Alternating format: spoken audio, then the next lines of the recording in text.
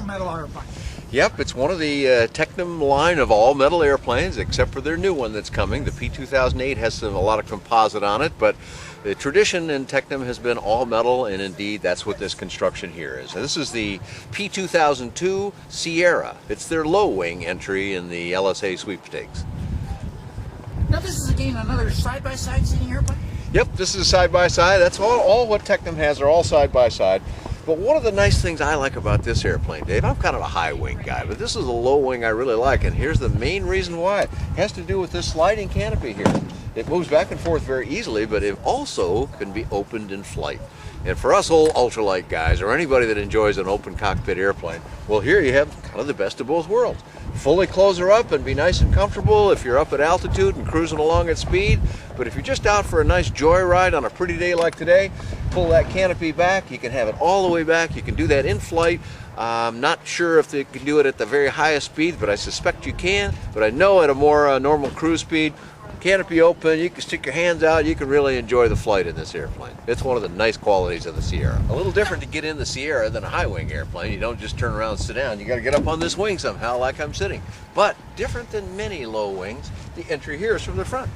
There's a step right there. So one step up, of course you're to avoid the leading edge here as it's clearly marked, but you can use the very sturdy canopy here as a handhold to get into the airplane.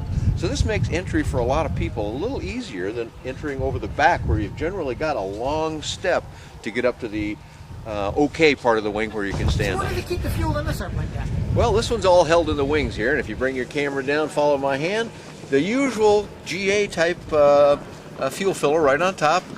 Pull it up, and of course this was lockable, you see too, so you can keep the bad stuff out and only use it when you want to use it. That's good. And we've got 13 gallons per side in this airplane, 26 total. It's going to give you a cruise of endurance of at least 5 hours, and frankly that's more time than I want to sit in an airplane without a rest break, so it's all you need, I believe. It'll take you a long way. One of the things that I like about this airplane, Dan, is that you do have access to the engine compartment. A lot of these airplanes, it takes you 20 minutes to get into that engine compartment. Yeah, you got to have a tool, and you're doing fastener after fastener to get in, but look at this here, just two easy connections. I can do them both on the same side here. They pivot down, they're very nice connectors, and then you just open it up like the hood of a car. You've even got a little latch up here to hold it up, which I don't seem to be able to operate, but there it is.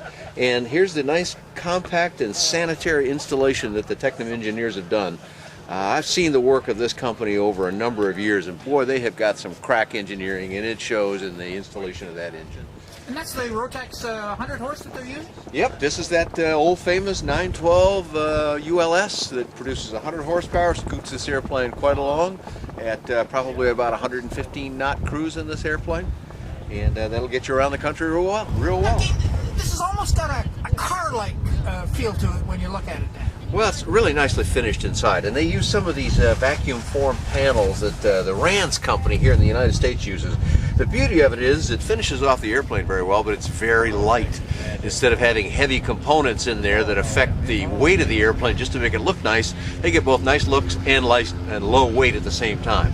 And here we got a really well-equipped panel. We've got a pretty full complement of analog gauges, which appeals to those folks that aren't used to electronic, but you got electronic as well. So sort of the best of both worlds in this particular Sierra that we're looking at here today. It looks like the control systems is similar to all of their airplanes. Yeah, well, you know, that would be a logical way. Here they've gone from a high wing to a low wing, so it's clearly a whole different design. But you use the component parts that you found work well, and so indeed the dual joystick arrangement, and you've got a center throttle, but you've also over here on the pilot PIC side, you've got a left-hand throttle, which I really like in an airplane. There's a time when you want to just keep your hand on the joystick and not have to swap hands just so you can adjust the power setting. So this allows you to do that very easily. And again, so it looks like the seats are adjustable.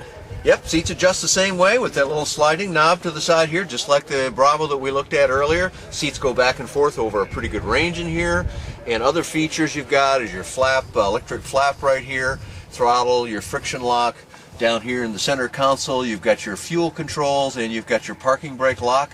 And then if you can take your camera and move it toward the aft here, we once again have quite a bit of space behind the seats here. You can carry some luggage with you, and a little hat rack behind that where they literally have some hats. So it's a nice little airplane, and for the low wing enthusiast, here's a really good choice from Tecnam of Italy.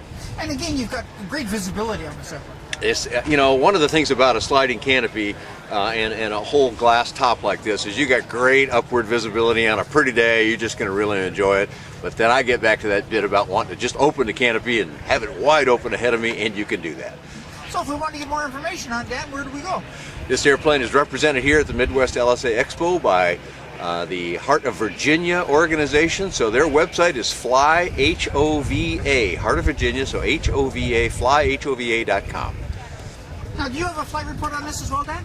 I do. I have gotten to fly several of the Tecnams, and the P2002 Sierra is one of them, so you can find that on my website, which is bydanjohnson.com or bydanjohnson.com.